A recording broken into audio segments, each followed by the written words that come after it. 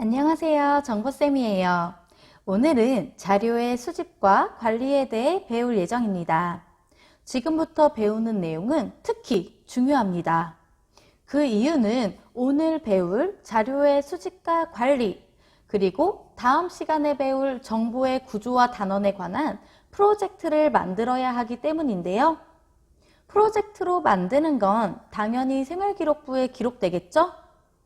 오늘 수업 내용을 잘 듣고 프로젝트 준비를 착실히 수행할 수 있도록 합시다. 그럼 오늘 수업 시작해 볼까요? 오늘의 학습 목표입니다. 첫째, 인터넷을 활용하여 문제 해결에 필요한 자료를 파악할 수 있다.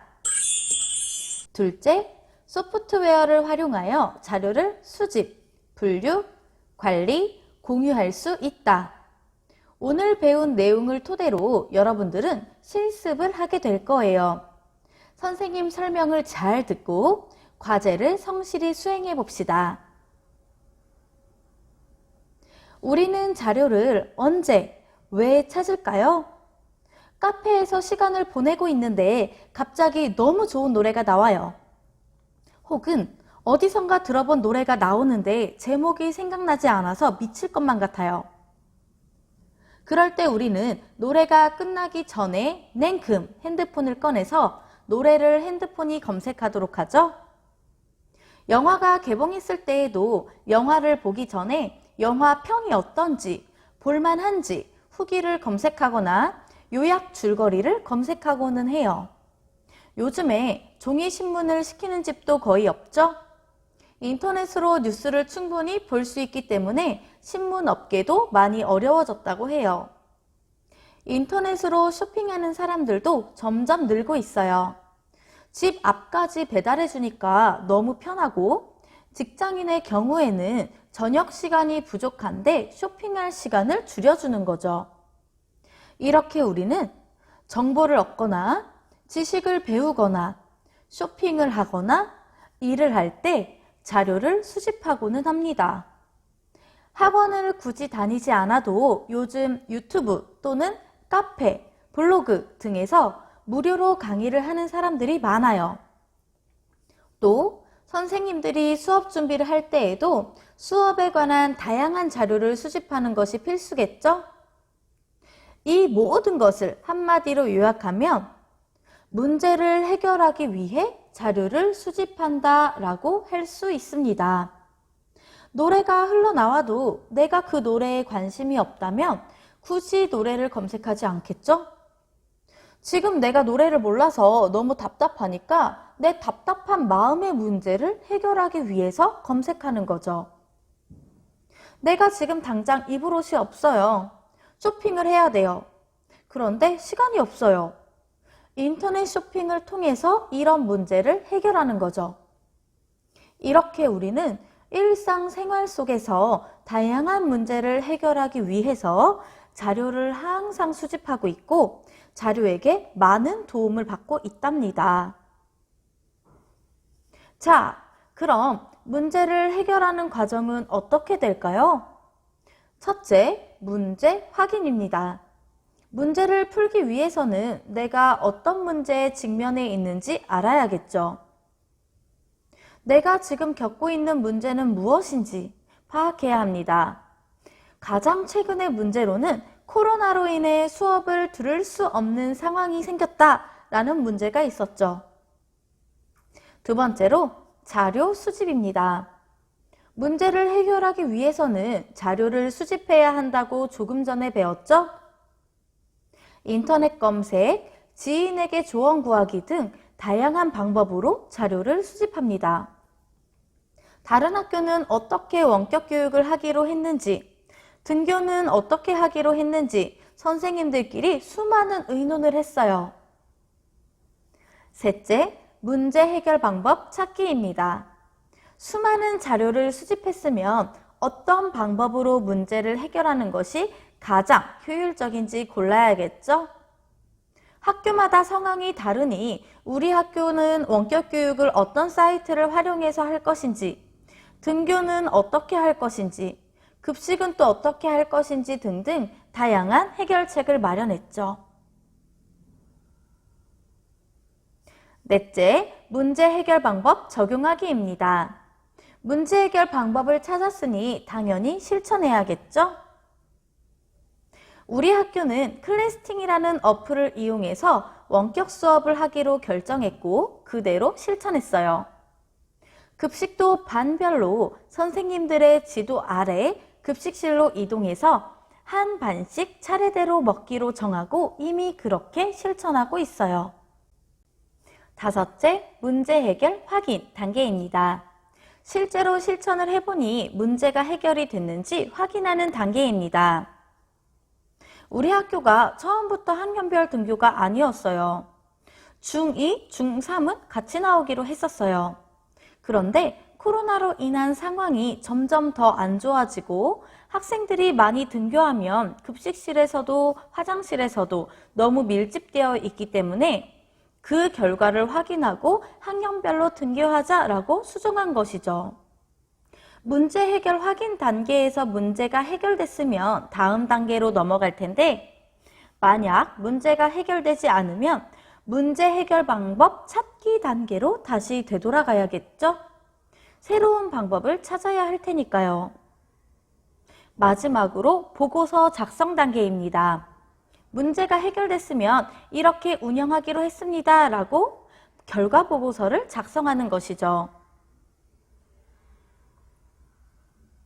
자료는 어떻게 수집해야 할까요? 전문가에게 물어보거나 책에서 찾거나 직접 관찰하는 방법이 있습니다. 그렇지만 뭐니 해도 인터넷 검색이 제일 편한 것 같습니다. 선생님은 인터넷에서 자료를 검색할 때 네이버를 주로 이용하는데요. 요즘 학생들은 유튜브에서 많이들 찾는다고 하더라고요.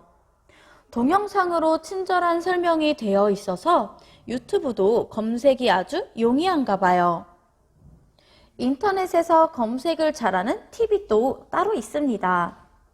학기 초에 여러분들한테 설문조사를 했을 때 검색을 잘하는 방법에 대해서 배우고 싶다고 응답한 학생들이 은근히 있었는데요.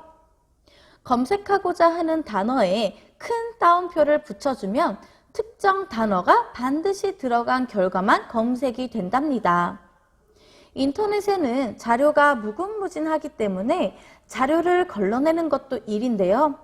이렇게 큰 따옴표를 사용해서 특정 키워드만 골라내면 검색에 소요되는 시간을 줄일 수 있습니다. AND 표시의 경우 AND 표시 앞, 뒤의 검색어가 모두 들어간 자료를 검색해 줍니다. 더하기 표시의 경우 더하기 표시 앞, 뒤의 검색어 둘 중 하나라도 포함된 자료를 검색해 줍니다. 마지막으로 빼기 표시의 경우 앞에 있는 검색 결과에서 뒤에 있는 검색어가 들어간 검색 결과를 제외시켜주는 역할을 합니다. 이제 똑똑하게 검색할 수 있겠죠? 검색해야 할 내용을 사전에 정하다 보면 체계적으로 검색할 수 있는데 체크리스트를 만들지 않으면 검색을 하다가 꼭 옆으로 세게 되는 경우가 있더라고요. 옆으로 세면 두세 시간씩 지나가 있고요. 무엇을 검색해야 하는지 사전에 확실하게 정해놓고 검색한다면 더욱 효율적으로 검색할 수 있습니다. 검색한 자료를 효율적으로 관리하는 것도 중요합니다. 효율적으로 관리하기 위해서는 기준을 정하고 유사한 것끼리 묶으면 좋은데요. 예를 들어 내가 여행을 가려고 했을 때 여행 자료를 무작정 검색해서 가져갈 것이 아니라 맛집 리스트별로, 볼거리별로, 숙소별로, 교통수단별로 나누어서 자료를 수집해야 사전에 여행 계획을 잘 세울 수 있겠죠? 자료를 관리하기 위한 시스템에는 한글, 파워포인트, 엑셀, 데이터베이스 등이 있는데요. 나중에 여러분이 직장 생활을 하게 된다면 엑셀만큼은 무조건 잘 다룰 수 있어야 합니다. 기회가 된다면 엑셀 자격증을 미리 취득하는 것을 강추드려요. 데이터베이스는 데이터를 통합하여 저장, 관리해주는 시스템인데요. 영화에서 사진과 같은 장소를 본 적이 있나요? 정보를 몰래 빼내는 장면에서 보통 저런 곳에 침입하는 장면들이 나오는데요. 저것들이 소중한 자료가 담긴 저장소인 데이터베이스입니다. 자료의 공유에 대해 배워보겠습니다. 조별 과제를 할 때 하나의 컴퓨터에서 모두가 작업하느라 힘든 적 있었나요? 또는 서로 시간이 맞지 않아서 모이기 힘들었던 적 있었나요? 한글, 엑셀, 파워포인트와 같은 문서를 다른 사람과 인터넷에서 공유한다면 이런 문제점은 바로 손쉽게 해결할 수 있습니다. 인터넷으로 접속하여 본인이 맡은 과제 파트를 작성하면 나랑 내 조언의 자료를 합쳐서 하나의 완성된 자료가 되는 거죠. 직접 눈으로 확인해 볼까요? 지금 보이는 화면이 바로 엑셀 화면입니다. 선생님은 지금 구글 스프레드시트, 즉 구글 엑셀을 통해서 다른 선생님들과 파일을 공유하고 있는데요. 여기 보면 1학년 1반부터 6반까지의 정보가 나와 있고 칸이 다 비워져 있죠? 각각의 이 행에는 담임 선생님들이 작성을 할 거고요. 담임 선생님들이 작성하면 다른 반의 상황까지도 이렇게 한눈에 확인이 가능합니다. 지금 접속해 있는 사람이 선생님밖에 없어서 이렇게 지금 파란 색깔 네모칸 한 칸만 뜨고 있는데요. 여러 명의 사람이 접속하게 되면 그 사람이 지금 작성하고 있는 곳에 이렇게 색깔로 표시가 됩니다. 선생님의 네모칸은 파란색인데 다른 사람이 접속했을 때 예를 들어 다른 이 지점에 분홍 색깔 네모칸, 녹 색깔 네모칸, 빨강 색깔 네모칸 등 다양한 색깔로 표시가 되어 있기 때문에 여기는 지금 다른 사람이 작성하고 있기 때문에 내가 작성하면 안 되겠구나 라고 생각할 수가 있습니다. 선생님은 올해 담임이 아니에요. 안타깝게도.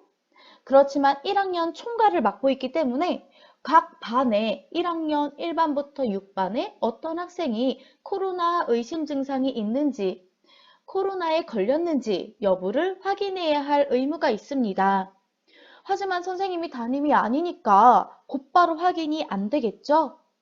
담임 선생님들이 각각의 행을 채워주시면 선생님이 이렇게 한눈에 모든 반의 시트를 확인할 수가 있습니다. 선생님들끼리 이렇게 인터넷을 통해 하나의 자료를 공유하고 있고 본인의 영역 파트를 채워서 하나의 자료를 서로 공유하는 것이죠. 단, 다른 사람의 자료도 수정할 수 있기 때문에 의도치 않게 자료가 변경되지 않도록 주의해야겠죠? 공유하는 방법에는 드라이브, 클라우드, 그리고 방금 전에 확인한 구글 문서 등이 있습니다. 오늘 수업 어떠셨나요? 오늘 수업을 토대로 여러분들이 과제를 할 때 잘 검색할 수 있었으면 좋겠습니다. 다음 시간에는 수집한 자료를 어떻게 구조화시킬 수 있는지 배워보겠습니다. 우리 다음 시간에 만나요. 안녕!